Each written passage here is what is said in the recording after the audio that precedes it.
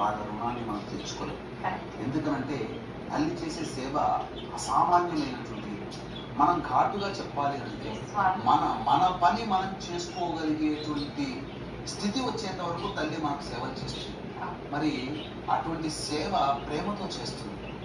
నాకేదో వీడు భవిష్యత్తులో తిరిగి పెద్ద నాకు ఇంట్లో కూర్చోబెట్టి తినబెడతాడు అనే లాభంతో చేయదు. నా కడుపున నా సంతానం అని చెప్పి ప్రేమ చేసి ఆ తల్లి సేవ చేస్తుంది. ఆ తల్లి రుణాన్ని ఎలా తీర్చుకోగలుగుతాం? తండ్రి సేవ కూడా చాలా గొప్పదమ్మా. కనిపించని ప్రేమ తండ్రి.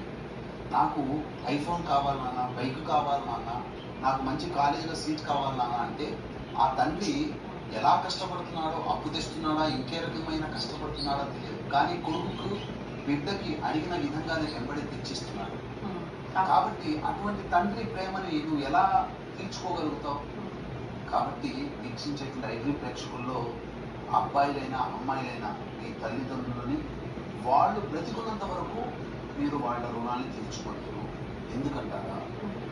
తండ్రి అభిమానిస్తూ తనకి ఏదైనా అవసరం వస్తే తాను సంపాదించుకున్న సొమ్ములోనైనా కానీ లేదా తనకు వచ్చే పెన్షన్లోనైనా కానీ ఖర్చు పెట్టుకొని తన భార్యకి తనకి ఖర్చు పెట్టుకుంటాడు తప్ప, అరే నువ్వు పెంచి పెద్ద చేశాను నిన్ను కాబట్టి నువ్వు ఇంతటి వాడబోయావు అంటే నేను చేయబట్టే అని చెప్పి నా అవసరానికి ఒక 10,000 ఇవ్వరా, ఒక ₹1,00,000 ఇవ్వరా అని చెప్పి అడగడు. అభిమానిస్తూ. కాబట్టి తాను బ్రతికున్నంత వరకు తన భార్యకి తనకి, తన తర్వాత తన భార్యకి కూడా తన సంపాదించిన సొమ్ములోనే ఖర్చులు వెళ్ళదీసుకోమంటారు తప్ప దేహి అని కొడుకు దగ్గర చాచి ఎరగరు తల్లిదండ్రులు. అంతటి గొప్పవాళ్ళు. పెట్టడమే తెలిసినటువంటి తల్లిదండ్రులు తీసుకోవడం తెలవదు. ఎక్కడైనా ప్రపంచంలో ఎక్కడైనా చెడ్డ సంతానం ఉంటుంది కానీ చెడ్డ తల్లిదండ్రులు ఉండదు. దొంగ కూడా తన కొడుకుని బిడ్డని మంచిగానే చూసుకుంటారు. కాబట్టి ఇటువంటి తల్లిదండ్రుల రుణాన్ని తీర్చుకునే అవకాశం వాళ్ళు చనిపోయిన తర్వాత వాళ్ళ పేరు మీద చేసుకునేటువంటి పిండ ప్రధాన కార్యక్రమం. కాబట్టి పిండ ప్రధాన కార్యక్రమం తప్పకుండా చేయాలి.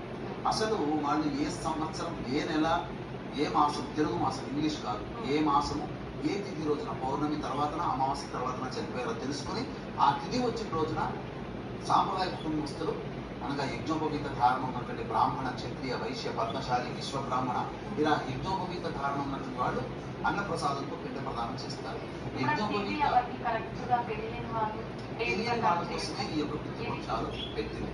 కాబట్టి అమావాస్య రోజున తెలియని వాళ్ళు ఏ తిథి రోజున ఎప్పుడు పోయారో తెలియని వాళ్ళందరూ కూడా ఈ అమావాస్య రోజున పిండ ప్రదాన కార్యక్రమం, తర్పణాది కార్యక్రమాలు, స్వయంపాక దానం అనేటువంటి ఖచ్చితంగా చేసుకోవాలి.